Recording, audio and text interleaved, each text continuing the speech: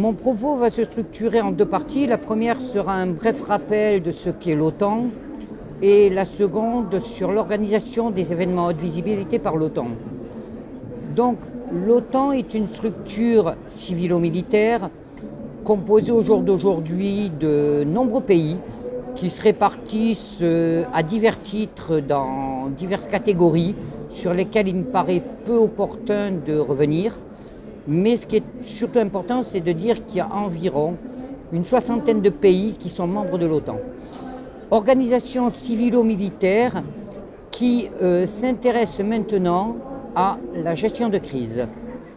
Jusqu'aux années 2013-2014, il n'existait aucune norme internationale concernant l'organisation des événements haute visibilité. L'OTAN a donc décidé, à l'attention de ses États, membres, alliés, partenaires, de travailler sur l'élaboration d'une directive sur l'organisation des événements haute visibilité. J'ai eu l'honneur de présider ce groupe de travail et de porter cette directive qui a été définitivement adoptée en 2015 et qui est maintenant la directive de référence pour l'organisation des grands événements à l'échelle mondiale.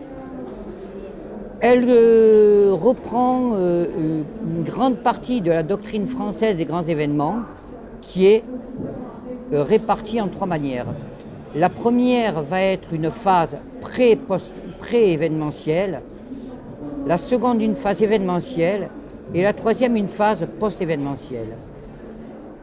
Sur la préparation du grand événement, il a été gravé dans le marbre qu'un représentant de l'État organisateur doit être à la tête du comité d'organisation. C'est la pierre angulaire de cette directive. Ensuite, on bascule dans l'analyse du risque. Alors, analyse du risque au sens large, puisqu'on va recouvrer le spectre le plus grand possible de tout ce qui peut se passer pendant l'événement et qui peut générer une crise. De cette analyse de risque, on va identifier des risques. Cette identification de risques étant faite, on va établir des plans de réponse, donc une phase de planification où on va écrire des plans. Ensuite, on va demander à des gens de mettre en œuvre ces plans, c'est-à-dire de les décliner sur le terrain. Ensuite, bien naturellement, de s'entraider, de tester le plan pour savoir s'il n'y a pas une faille, pour ne pas que le plan ait un talon d'Achille. Et enfin, on va imbriquer ces plans les uns dans les autres de manière à faire un plan de sécurité global. Alors par sécurité, bien entendu, il faut entendre tous les concepts qui peuvent venir perturber l'événement. Pendant l'événement, on va être sous une doctrine d'unicité de commandement, c'est-à-dire un directeur unique qui, in fine, va être à même de faire des arbitrages. Et ensuite, on va aider l'organisateur sur le retour à la normale. Quels sont les moyens dont dispose l'OTAN pour aider un État à organiser un grand événement?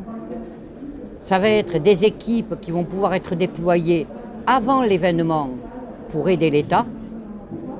Ça va être des experts qui vont pouvoir, de la même manière, orienter les travaux du comité d'organisation. Et ensuite, en cas de crise, ça va être tous les moyens civilo-militaires de l'OTAN qui pourront être mis à disposition du pays, tant et pour autant que le Conseil de l'Alliance suprême accepte cette collaboration.